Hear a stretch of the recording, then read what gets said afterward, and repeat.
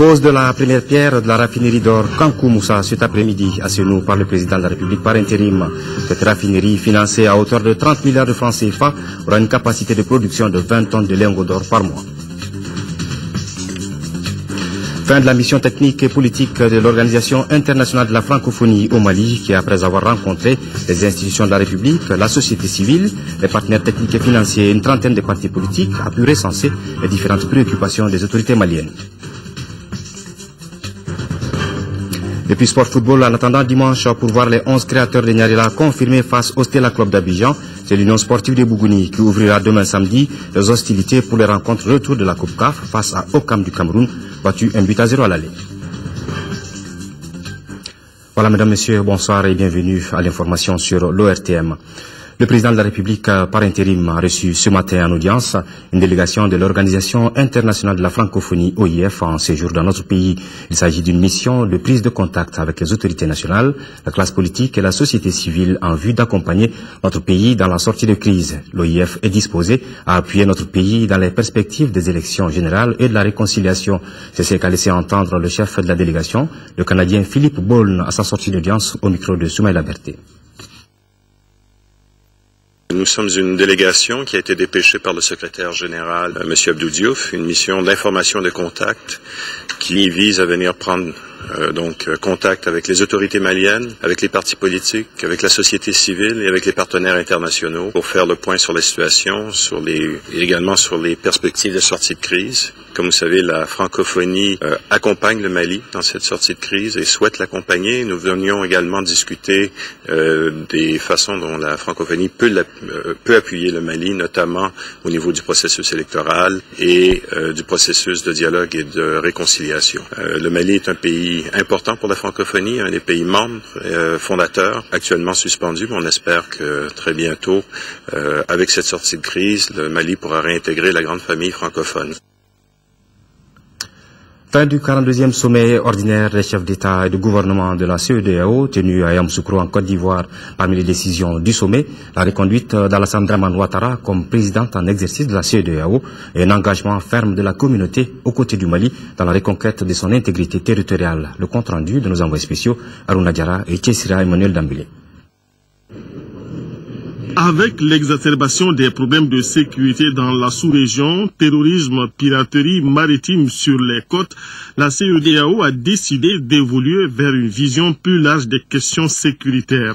La conférence réaffirme son engagement ferme pour la lutte contre le terrorisme dans la région. À cet égard, elle endosse la stratégie antiterroriste de la CEDEAO et son plan d'action de mise en œuvre, ainsi que la déclaration politique sur la position commune contre le terrorisme. La conférence déclare sa détermination à combattre la piraterie, la pêche illégale, le trafic de drogue et toute autre forme de crimes transnationaux organisés dans le golfe de Guinée. La communauté recommande à la Commission de travailler à soutenir la requête du Mali visant à transformer la MISMA en force de maintien de la paix des Nations Unies.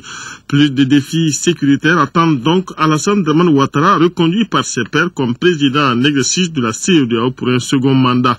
Sur d'autres plans, les chefs d'État et de gouvernement ont lancé le processus d'élargissement de la Commission de la CEDEAO. Les chefs d'État et de gouvernement décide de porter le nombre des membres de la Commission de 12 à 15. Il charge le président de la Commission de proposer le nouveau découpage des départements au Conseil des ministres en vue de son examen par la conférence au cours de sa prochaine réunion. La commission de la CEDEAO devra continuer à renforcer les politiques sectorielles en vue de renforcer l'intégration par la mise en œuvre de l'accord de libre circulation des personnes et des biens. La situation en Guinée-Bissau s'étant améliorée, les chefs d'État de la CEDEAO ont décidé de travailler avec l'Union africaine à la levée des sanctions qui pèsent sur ce pays. Déjà, ils demandent aux partenaires financiers internationaux de reprendre la coopération avec Bissau pour encourager les efforts qui y sont déjà entamés. Le Premier ministre a reçu en audience cet après-midi la mission d'information et de contact de la francophonie. La délégation a échangé avec Diango Sissoko sur le contenu de la feuille de route du gouvernement. Auparavant, le chef du gouvernement avait rencontré une délégation du bureau de l'association des médiateurs de l'UEMOA. Les médiateurs étaient venus réaffirmer leur soutien au chef du gouvernement pour relever les deux défis de la transition qui sont la libération des régions occupées en cours et l'organisation d'élections libres et transparentes. Mohamed Diarra a suivi les deux audiences. Les médiateurs de l'espace UEMOA suivent de très près l'évolution de la situation au Mali. Dès les premières heures du déclenchement des hostilités, ils ont rencontré les présidents de la République des pays membres. Aujourd'hui, ils arrivent à la primature avec des propositions de solutions pour une sortie rapide de crise.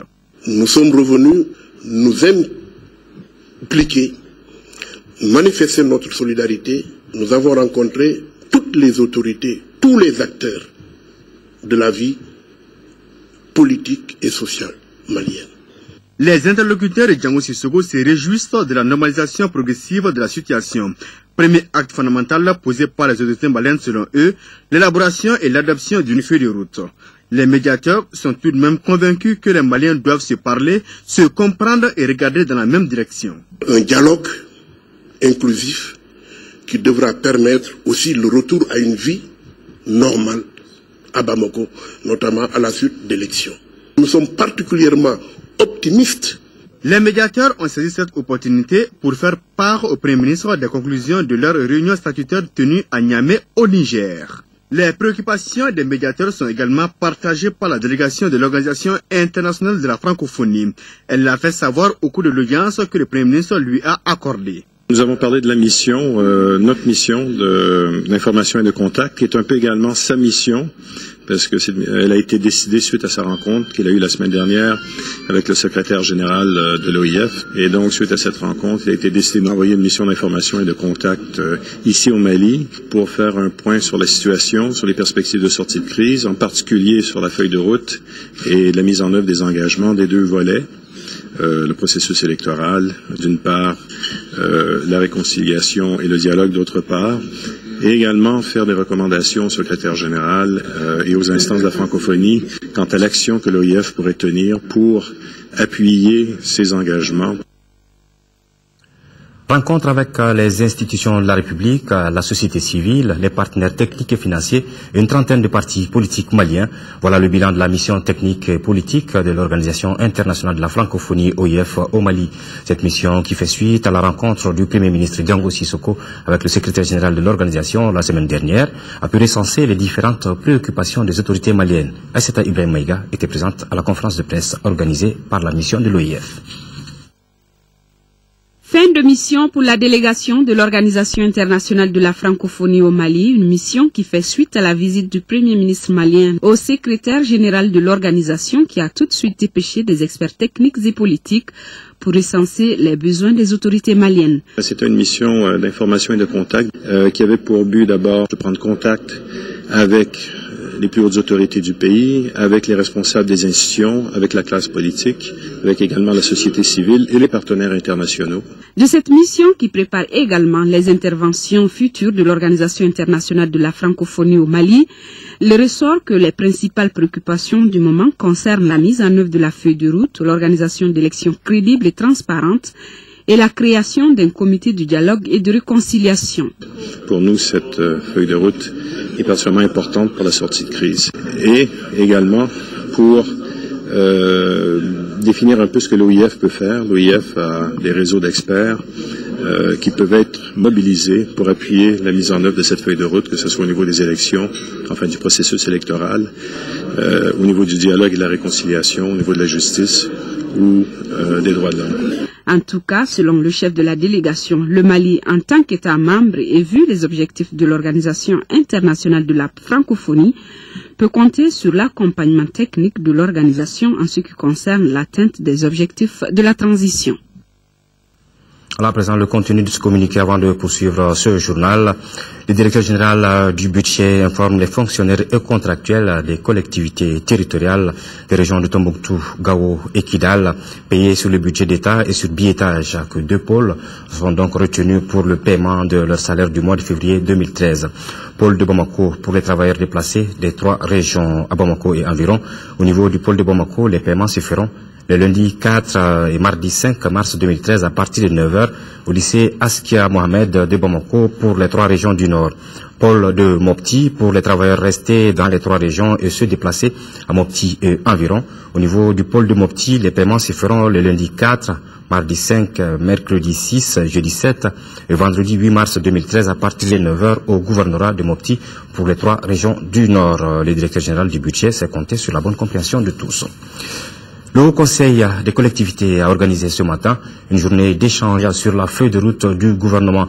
La journée animée par Mamadou Namouri Traoré, ministre du Travail et de la fonction publique et des relations avec les institutions, avec pour objet la bonne compréhension du contenu de la feuille de route en vue de sa restitution auprès des populations à la base. Le compte rendu de la cérémonie d'ouverture avec Moribo Mariko.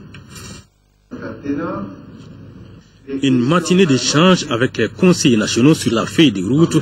L'expert du jour a pour nom Mamadou Namouri Traoré, ministre du Travail, de la fonction publique et des relations avec les institutions. On aurait pu effectivement passer par le Haut Conseil. Ça n'a pas été le cas, mais nous étions dans l'urgence. Et cet exercice remplace en quelque sorte ce dysfonctionnement. Dans tous les cas, cet exercice a permis au Conseil aussi de savoir que toutes leurs préoccupations sont prises en compte dans la feuille de route. Et les quelques observations qu'ils ont faites seront transmises au département ministériel concerné qui les prendront en charge. Le ministre du Travail a fait un exposé sur le contexte d'élaboration du document référentiel qu'est la feuille de route. Les démissions confiées au gouvernement sans oublier ce qu'il a appelé ces défis, notamment les défis sécuritaires, de la restauration de l'état de droit, de la relance de l'économie pour ne citer que cela, ont aussi été expliqués. Les conseillers de leur côté ont souhaité la prise en compte par les plans d'action des points comme l'organisation du retour des élus, la préparation de la campagne agricole. Ils ont aussi cherché à savoir sur les critères du choix des membres de la commission Dialogue et Réconciliation. Un exercice que le président de l'institution avait voulu d'entrée de jeu constructif. L'exercice de ce matin, nous en convenons, sera constructif aux seules fins d'un armement plus efficace pour répondre aux missions que l'histoire, par devoir, nous invite de conduire loyalement et pleinement, tant il est vrai que représentation nationale des collectivités, le Haut Conseil des collectivités se convainc que cette opportune feuille de route pour la transition jettera les bases, nous l'espérons, d'une paix pérenne, vecteur de stabilité et facteur de développement harmonieux et durable. La représentation nationale des collectivités s'est engagée à servir de relais au gouvernement auprès des populations pour l'appropriation de la feuille de route et de la compréhension de toutes les missions confiées au gouvernement.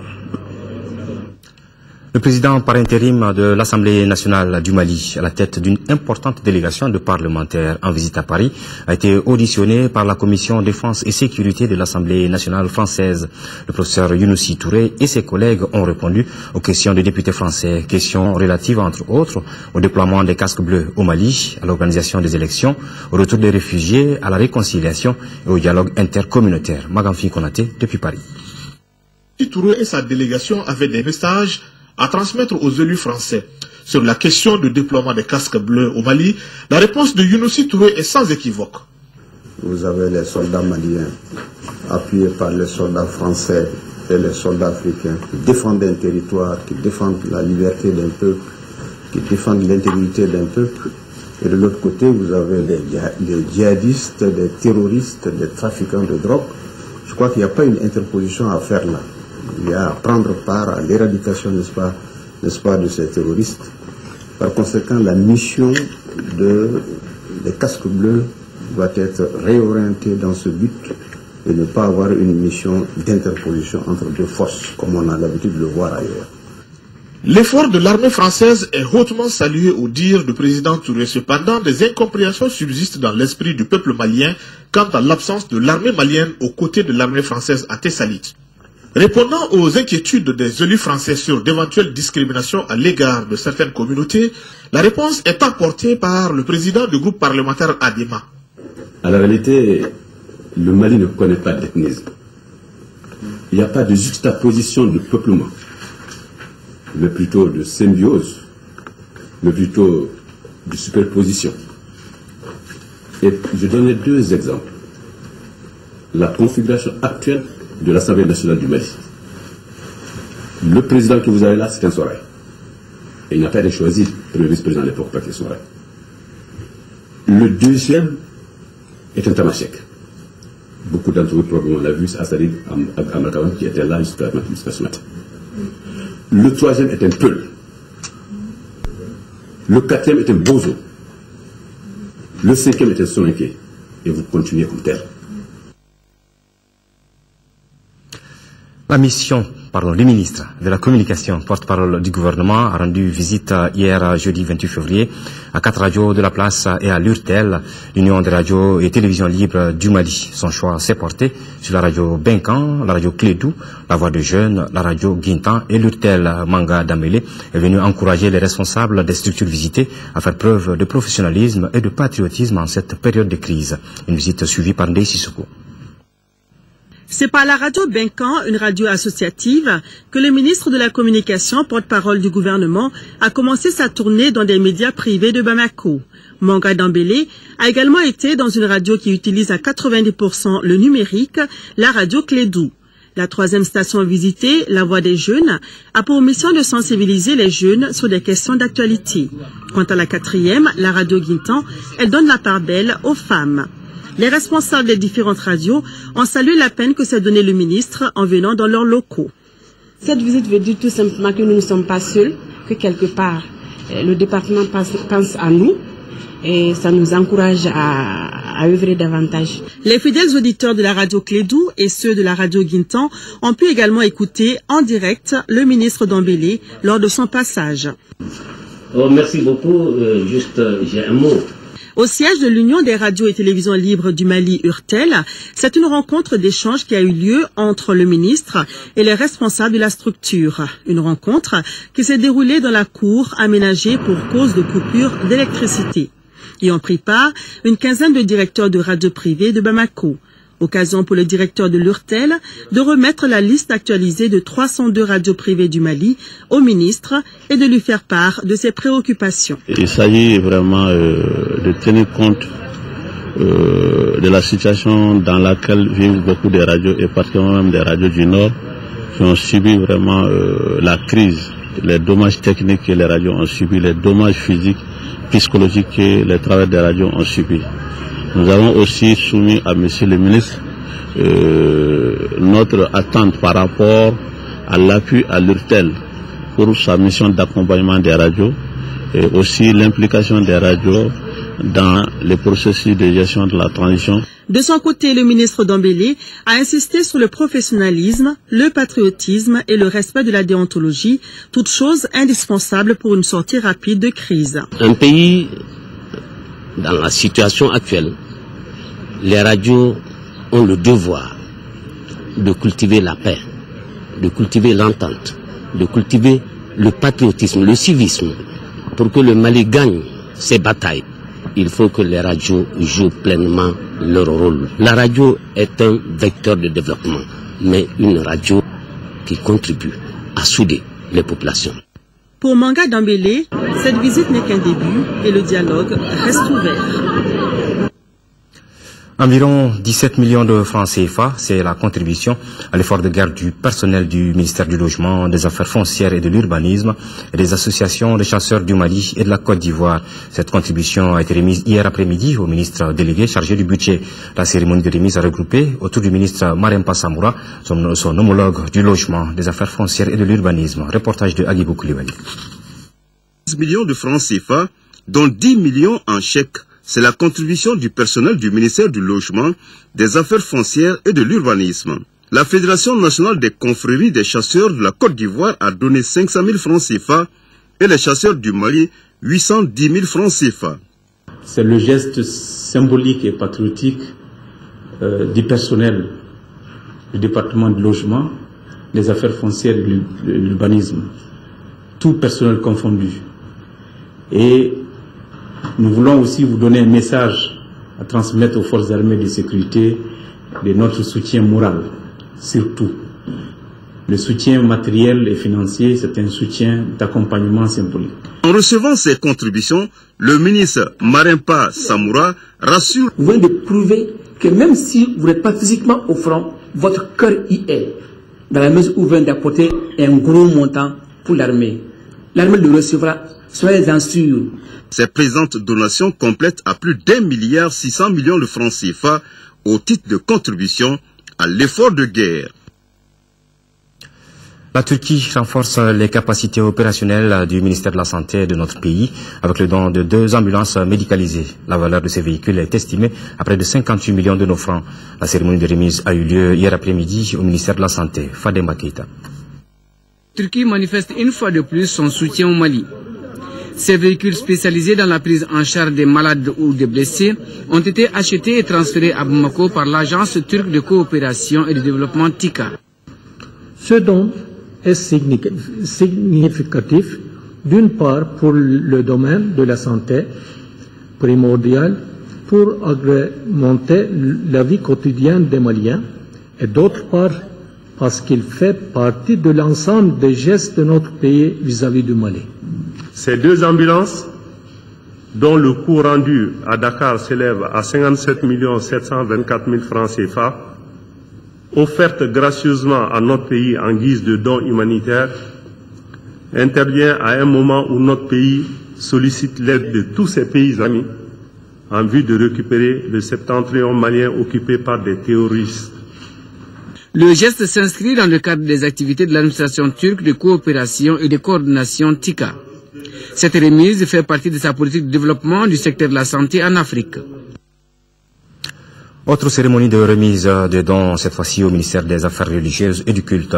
Ce don vient de notre compatriote Mohamedou Silla qui a offert 4 000 € à la famille de feu Damien Boiteux, premier militaire français, le champ d'honneur dans notre pays. L'armée nationale n'a pas été oubliée lors de cette cérémonie. En effet, les fidèles des mosquées de Badlabougou et de Daoudabougou et les Maliens résidant au Koweït ont également fait des dons pour elle. Adama Koudjo. 4 000 €, soit environ 2 620 000 francs CFA. C'est la somme offerte à la famille du lieutenant Damien Boiteux, premier soldat français tombé sur le champ de l'honneur dans la lutte contre le terrorisme dans notre pays. Depuis que j'ai entendu sur la télé qu'un soldat français est mort dans le combat, qu'il a un enfant, moi j'ai tout de suite pensé à cet enfant-là. J'ai dit, est-ce qu'il n'est pas mieux de faire un geste à cet enfant-là?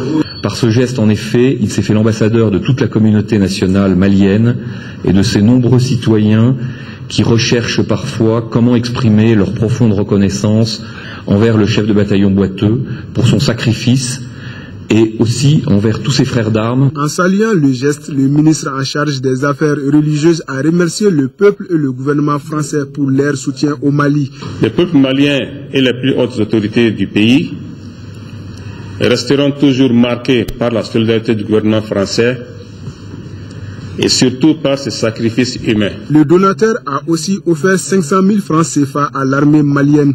Cette donation a été suivie par la remise de 920 000 francs CFA pour l'armée par les fidèles des mosquées de Badlabougou et de Daoudabougou. Quant aux Maliens résidant au Koweït, ils ont donné 1 550 €, soit environ 1 15 250 francs CFA. Voilà, je vous le disais dans les titres, pose de la première pierre de la raffinerie d'or Kankou Moussa à Sénou. C'était cet après-midi sous la présidence du président de la République par intérim, le professeur Dionkounda Traoré. Cette raffinerie d'or financée à hauteur de 30 milliards de francs CFA aura une capacité de production de 20 tonnes de léon d'or par mois et son capital sera ouvert au privé malien à hauteur de 20%. Elle est réalisée par la Chambre des mines du Mali en collaboration avec la société suisse Billion Company. Nyanya Edou Traoré, reportage. Chose promise, chose due. La pose de la première pierre de la raffinerie d'or Kankoumoussa a effectivement eu lieu en ce 1er mars, seulement après quelques mois de son annonce par le président de la Chambre des mines. Premier du genre au Mali et en Afrique subsaharienne, la raffinerie Kankoumoussa ambitionne d'une part de hisser le Mali à la hauteur des grandes nations industrielles, d'autre part l'usine permettra à notre pays de consommer de l'or 100% malien. La raffinerie Kankoumoussa sera une des plus importantes entreprises industrielles du Mali et de la sous-région et même du continent dont les Maliens et les Maliennes pourront être fiers. Par ailleurs, le projet Kankoumoussa rapportera un substantiel revenu fiscal et financier à l'État malien, qui bénéficiera ainsi de ressources complémentaires stables et pérennes pour l'amélioration de sa capacité d'intervention dans la mise en œuvre de son programme global de développement. La mise en œuvre d'un projet de cette envergure reflète très clairement le sérieux et le dynamisme des opérateurs miniers maliens qui ont si intéressé et convaincre des partenaires étrangers à venir investir dans un pays en crise. La raffinerie Kankoumoussa, ça sera 20 tonnes d'or raffinées par mois, 1000 emplois directs et indirects créés, 20% de son capital est réservé au privé malien et cerise sur le gâteau, les lingots d'or seront frappés de l'effigie de l'empereur manding Kankoumoussa. Autant d'honneur et d'attention particulière qui feront dire au président de la République par intérim, professeur Djankoula Traoré, toute sa fierté et sa reconnaissance, surtout en ce moment crucial de notre histoire. Deux sentiments m'animent essentiellement. Le premier, c'est de constater que on fait encore confiance au Mali dans le monde et que les Maliens eux-mêmes ont confiance en eux-mêmes. Je voudrais remercier ceux qui nous font confiance et qui font le pari du Mali de demain. Le deuxième sentiment qui m'anime, c'est certainement un sentiment qui anime toute Malienne et tout Malien. Vous savez que les Maliens se sont souvent posé la question, tout cet or qui recèle notre sous-sol, en quoi ils profitent? Mais je crois que cette raffinerie sera déjà un premier pas dans la maîtrise de nos produits du sous-sol et dans le bénéfice que nous pouvons en tirer. Et j'espère que ce sera également le prélude d'une très longue et très grande aventure. Ça, c'est une raffinerie pour l'or. J'espère qu'il y aura encore beaucoup d'autres raffineries. Signalons que la raffinerie Kankoumoussa est une coopération Chambre des mines du Mali, Swiss Billion Company. Sa mise en œuvre coûtera environ 30 milliards de francs CFA. Du point de vue architectural, l'édifice sera doté d'équipements ultramodernes et sortira de terre dans les 12 mois à venir. Et puis cet important élément, les soldats tchadiens tombés sur le champ de l'honneur au Mali ont tous été décorés aujourd'hui à titre posthume par le président tchadien Idriss Déby Itno. Sur l'aéroport de N'Djamena, les 25 cercueils des soldats tués lors des opérations au Nord Mali sont portés par leurs camarades. Devant les officiels, le président Idriss Déby Itno les a décorés à titre posthume, rappelant leur sacrifice. En cette journée de deuil national, il a également appelé les forces ouest-africaines à accélérer leur déploiement et venir renforcer la coalition composée des troupes maliennes, tchadiennes et françaises qui pourchassent les groupes islamistes. Voilà, c'est tout le peuple malien qui présente aux familles des militaires tchadiens disparus les condoléances les plus attristées. C'était donc la cérémonie de décoration à titre posthume des militaires tchadiens tombés sur le champ de l'honneur par le président tchadien Idriss Déby Itno. Et puis c'est finalement confirmé, Abou Zaïd, le terroriste en chef d'Al-Qaïda au Maghreb islamique, est mort des suites des frappes des forces alliées dans l'Adrar des Iforas. Chaque année, plus de 250 millions de personnes sont affectées par les catastrophes naturelles. Le défi consiste à renforcer les capacités de réaction des acteurs de la société civile face aux crises. Et c'est à juste raison que le thème 2013 du 1er mars, Journée mondiale de la protection civile, est intitulé « La protection civile et la préparation des organisations de la société civile pour la prévention des risques de catastrophes ». Pour marquer l'événement, le directeur général de la protection civile a reçu le ministre de la Sécurité intérieure et de la protection civile et des partenaires techniques et financiers. Moïse Traoré. Chaque année, plus de 250 millions de personnes sont affectées par les catastrophes naturelles. En Afrique de l'Ouest, la sécheresse menace 11 millions d'habitants. Les organisations de la société civile estiment que la prévention passe par la mise en place d'un système d'alerte, de centres d'accueil et la formation à la législation dans le domaine. Il s'agit donc d'aller au-delà de l'apport de nourriture, d'eau ou de tentes sur les lieux de catastrophes. L'aide humanitaire vise ici à travailler en amont les menaces afin qu'il y ait moins de victimes et de dégâts matériels. Au Mali, en 2012, les unités opérationnelles de la protection civile ont effectué 11 157 sorties de secours et enregistré 522 morts et 15 606 blessés. Une assistance est apportée aux déplacés du Nord, aux sinistrés des inondations, à 437 Maliens rapatriés et à 12 étrangers ayant transité par le Mali. Il s'agira de donner une réponse rapide à la vétusté des véhicules d'intervention dans certaines unités et par leur dotation en camions-citernes d'incendie et ambulances médicalisées. La poursuite de la couverture progressive du territoire en unité de protection civile devra constituer de premiers plans pour permettre d'assurer une sécurité de proximité au profit de nos paisibles populations. Développé au cours d'une conférence débat, le thème de cette année est la protection civile et la préparation des organisations de la société civile pour la prévention des risques de catastrophes. Puis cet autre communiqué avant de poursuivre avec cette édition, le ministre de la Communication, porte-parole du gouvernement, a présidé cet après-midi la cérémonie d'adieu du directeur général sortant de la Sotelma Malitel, Nourdine Boumzebra, qui a augmenté le chiffre d'affaires de la société de 70 milliards en 2009 à 143 milliards de francs CFA en 2012. La Sotelma est désormais dirigée par Mohamed Morchid, le nouveau directeur général. Nous y reviendrons dans nos prochaines éditions avec Youssouf Diakité.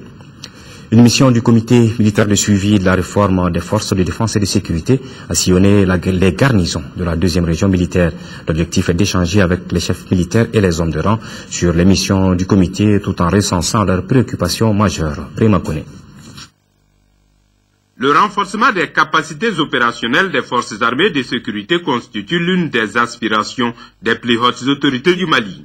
En guise de réponse à cette aspiration, le comité militaire de suivi de la réforme des forces de défense et de sécurité veut multiplier les échanges avec la hiérarchie, les troupes dans les garnisons et sur le terrain. C'est dans cette optique que s'effectue cette mission. Nous avons eu comme mission de venir à Ségou, prendre contact avec la troupe, leur expliquer tout ce qui touche à la vie du comité militaire de suivi de la réforme des forces de défense et de sécurité, commencer par sa création, son organisation, son fonctionnement et les missions du comité. Pour mieux véhiculer son message, la délégation a tenu au camp Amadou Chekoutal de Ségou une rencontre avec tous les corps militaires et paramilitaires. Elle a aussi effectué des visites de terrain dans les différentes structures du camp, dans les directions régionales de la police, des douanes, de la protection civile, au 4e groupement régional de la garde nationale et à la gendarmerie de Ségou. Dans ces lieux, les problèmes sont presque identiques et s'appellent entre autres insuffisance, vétusté des matériels de travail et des locaux. À Ségou, tout comme au camp de Bafo de Banankoro, au poste de commandement du fuseau Ouassi à Markala, au groupement tactique inter-armes numéro 6 de Diabali, à la position avancée de l'aéroport de Dogofri et au poste de commandement de Nyono, l'amélioration des conditions de vie et de travail des militaires était le leitmotiv. Cela s'appelle réclamation des droits. La campagne du pèlerinage 2012 a enregistré au total 8000 pèlerins, dont 1243 pour la filière gouvernementale. Si des améliorations sont notées dans les domaines du transport rotatif des pèlerins pendant la phase rituelle, les défis restent à relever quant à la formation et à la sensibilisation des candidats. Ce sont là quelques-unes des informations issues de la 8e session du conseil d'administration de la Maison des Aînés. Ramata Konate. Les travaux de cette 8e session ont permis de se rendre compte que 8000 candidats, dont 1243 de la filière gouvernementale, ont effectué le pèlerinage à la Mecque en 2012. Ce voyage religieux, selon le président du conseil d'administration de la Maison du Hajj, s'est déroulé dans des conditions difficiles.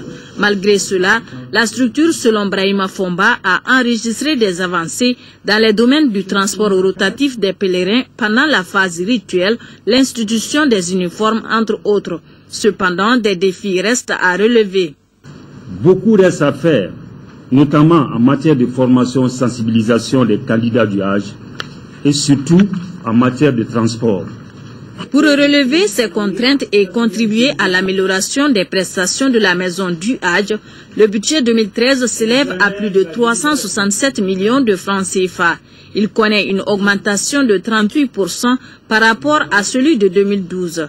Cette hausse s'explique, selon les administrateurs, par le recouvrement des arriérés des contributions des pèlerins. Ces contributions représentent 84% des ressources du budget 2013. Rappelons que la maison du Hajj a été créée en 2004 pour l'amélioration des conditions de préparation du pèlerinage et de celles relatives au séjour des pèlerins en Arabie Saoudite. Les administrateurs de l'Institut d'études de recherche en gérontogériatrie de la Maison des Aînés sont en conclave depuis ce matin dans le cadre de la 12e session de leur conseil d'administration. Au menu des travaux, la présentation du rapport d'activité 2012, l'examen et l'adoption de l'état d'exécution des recommandations de la 11e session. Nando Dambélé. Cette session première de l'année 2013 se tient dans un contexte marqué par la crise politique, sécuritaire et humanitaire qui traverse notre pays, ce qui n'entame en rien l'optimisme des administrateurs. Cette année, l'année 2013, malgré la crise que traverse notre pays, nous avons souhaité vraiment placer cette session sous le double signe du développement du partenariat et de la relance des activités de recherche. L'Institut d'études de recherche en gérontogériatrie, communément appelé Maison des Aînés, a quelque peu souffert depuis sa création d'un manque de cadrage de ses activités dans le sens de sa véritable mission. C'est pourquoi, en 2013, une place de choix sera accordée aux activités d'études, de recherche et au renforcement des capacités des ressources humaines. Ceci sera perceptible à travers le démarrage du programme de renforcement des capacités d'intervention de l'Institut d'études et de recherche en gérontogériatrie Précima, qui sera adopté au cours de la présente session ordinaire du Conseil d'administration. Ces nouvelles ambitions nécessitent un budget prévisionnel de plus de 330 millions de francs CFA qui enregistre une augmentation de 12,3% par rapport à celui de 2012. En 5e région, 833 940 000 francs CFA, c'est le budget prévisionnel de l'Office RIMOPTI, adopté lors de la 23e session de son conseil d'administration tenu au centre Jean Bosco de Sévaré. Le conseil avait entre autres points inscrits à son ordre du jour l'état d'exécution des recommandations de la 22e session, le rapport d'activité de la campagne agricole 2012-2013. Yaya Bokoum.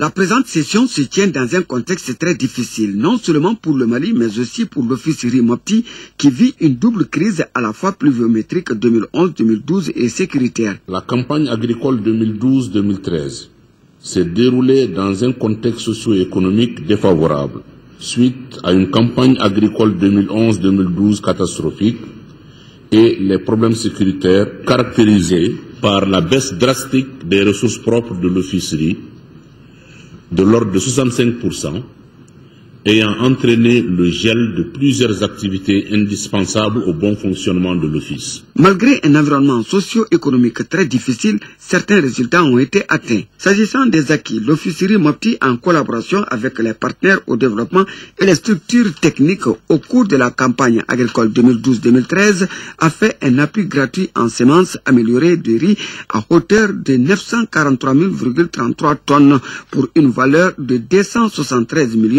732 000 francs CFA, entre autres. Pendant une journée, les administrateurs et participants ont apprécié le procès verbal de la 22e session, le rapport bilan d'activité de la campagne agricole 2012-2013, le projet de programme de la campagne agricole 2013-2014, l'état d'exécution du budget exercice 2012 et le projet de budget 2013 qui s'équilibre en recettes et en dépenses à la somme de 833 940 600 francs CFA. En deuxième région, cette fois-ci, lancement à Banamba du projet de renforcement des capacités de résilience des ménages les plus affectés par la crise alimentaire dans les régions de Caille et de Koulikoro. La cérémonie était organisée par l'ONG Action contre la faim, ACF, en collaboration avec l'association du Centre sahélien des prestations d'études, d'éco-développement et de démocratie appliquée. Un projet entièrement financé par l'Agence suédoise pour le développement international. Reportage de Koumba Sissé. Le projet permettra de mobiliser les communautés rurales, collectivités décentralisées, services techniques et la société civile autour des objectifs visant l'autosuffisance alimentaire. Coût total du projet, 1,6 milliard, dont 607 millions pour le cercle de Banamba. Au niveau des ménages vulnérables qui vont bénéficier de cash transfert, c'est du transfert monétaire inconditionnel, ça fait plus de 600 ménages. Au niveau des ménages qui vont bénéficier du cash forward, c'est du travail contre argent, nous avons plus de 1200 ménages vulnérables. Et les ménages qui vont bénéficier aussi des semences, on avait plus de 1000 quelques ménages qui vont bénéficier de cette activité. Le projet qui vient d'être lancé permettra au cercle de Banamba de renforcer ses capacités de résilience des ménages les plus affectés par la crise alimentaire 2011-2012. Pour 12 mois, on a près de 607 millions de francs CFA qui vont être injectés pour la cause. Selon les rapports du système d'alerte précoce, dans le cercle de Banamba, la campagne agricole 2011-2012 est jugée mauvaise à Toubakoro, Benkadi, Madina Sako, Kiban et très mauvaise dans les secteurs de Boron et CBT. FESPACO 2013, et là vous comprenez que nous parlons cinéma. Le film malien Toile d'araignée du réalisateur Ibrahima Touré est entré en compétition officielle. Cette œuvre, qui est inspirée du roman autobiographique publié par le professeur Ibrahim Ali au bout de ses pénibles années de détention, est une production du Centre national de la cinématographie du Mali, CNCM. La fiction de 92 minutes nous fait revivre des pages sombres des dictatures africaines, ainsi que l'histoire du mariage forcé d'une fille de 17 ans. Envoyé spécial à Ouagadougou, Tchédje Moussa Kamara et Modibo Soirée. Toile d'araignée est l'un des films les plus attendus au FESPACO 2013, en tout cas dans la catégorie des longs métrages.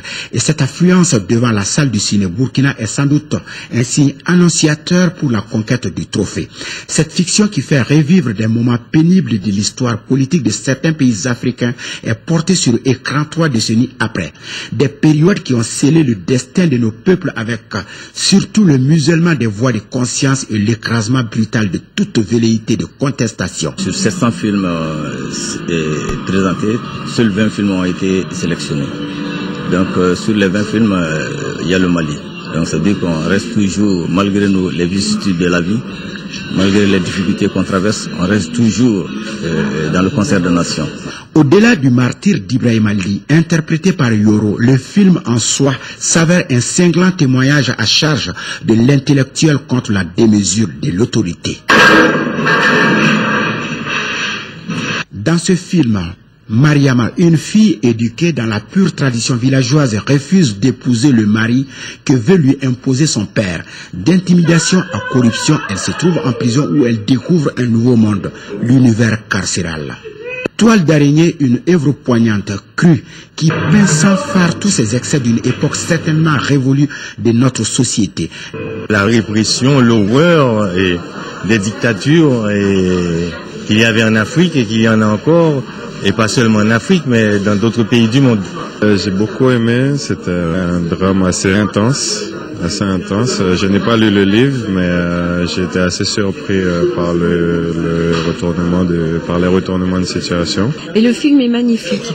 La société de la prison, qui est en fait, on attend que ça soit ça, la dureté, et en réalité là, il y a de l'humanité jusqu'à la larme à la fin. Ce long métrage projeté en présence des membres du jury, parmi lesquels le célèbre musicien congolais Papa Wemba, est bien apprécié par le ministre de la Culture à la fin de la projection.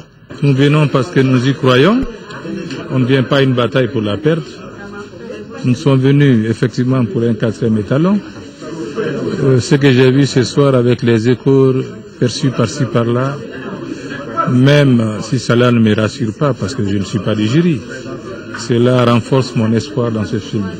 Et je crois qu'avec Toile d'araignée, étalon ou pas, nous irons loin.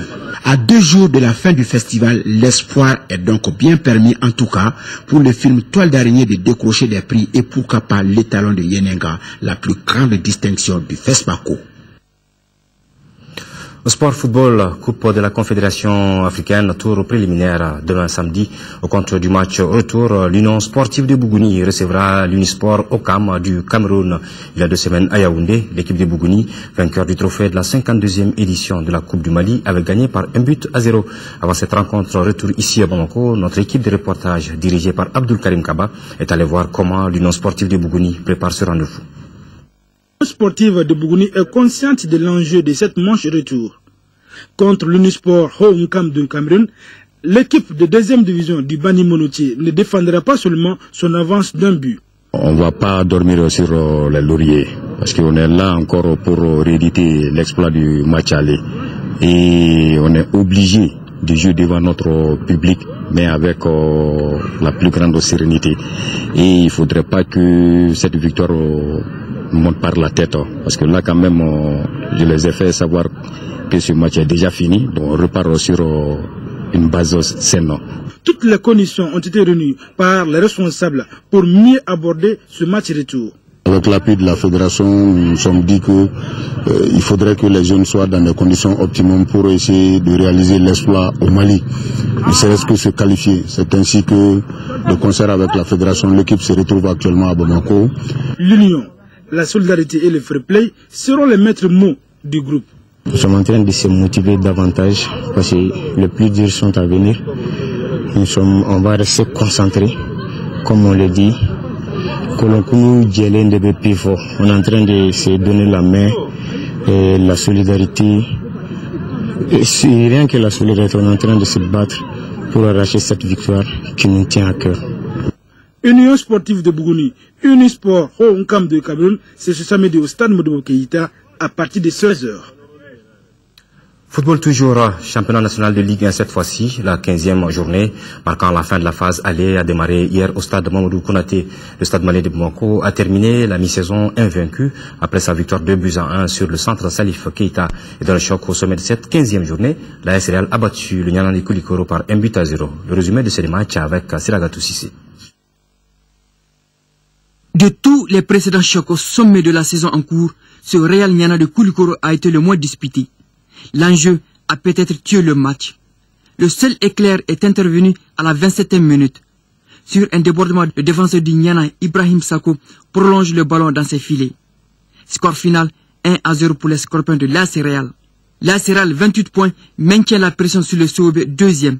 Le Niana de Koulikoro, 23 points, pourrait perdre la 4e place au profit du Djoliba à ses 22 points en embuscade. On joue les arrêts de jeu du match CSK Stade Malien de Bamako. Lamine Diawara, à peine 5 minutes sur la pelouse, à la réception d'un corner, donne la victoire dans la douleur aux Blancs. 2-1. Le stade malien revient de loin. Le leader de la Ligue 1, 43 points, achève la phase aller invaincue. Comme le Djoliba AC lors de la saison écoulée. Est-ce un signe pour décrocher le titre de champion en fin d'exercice? L'avenir nous le dira. Dans le passé, un match CSK Stade Malien suscite un intérêt pour le public. De nos jours, ce n'est pas le cas à cause du rang des centristes cantonnés dans le ventre mou du classement, 12e 14 points en 15 journées. Le Stade Malien de Bamako a eu de la chance. À la 40e minute, sur un mouvement collectif, Souleymane Dembélé à 20 mètres déclenche une frappe pour l'ouverture du score, 1-0. En seconde période, le CSK a su contenir le Stade Malien pour établir la parité. Souleymane Konaté, le défenseur des Blancs, marque contre son camp. 1-1. Et dans le temps additionnel, Lamine Diawara surgit. CSK et le Stade Malien de Bamako, avant d'aborder la seconde moitié du championnat, auront l'occasion de régler certains automatismes. Voilà, et puis cet après-midi, le Djoliba AC a été tenu en échec 1 but partout par la Jeanne d'Arc au compte de cette même 15e journée. Et puis vous l'avez suivi dans ce journal, les soldats tchadiens tombés sur le champ de l'honneur au Mali ont été décorés aujourd'hui à titre posthume par le président tchadien Idriss Déby Itno. Le peuple malien présente aux familles des disparus ses condoléances les plus attristées. Ils sont morts pour le Mali, ils sont morts pour la lutte contre le terrorisme. Merci d'avoir suivi ce journal qui prend fin. Prochain rendez-vous d'information demain à 13h avec Sira Bachidi, à 20h avec Ndei Sissoko. En attendant, soutenons sans cesse nos forces armées et leurs alliés dans la difficile mission de reconquête du territoire national, eux et toutes les populations souffrant de cette crise. Merci et à très bientôt.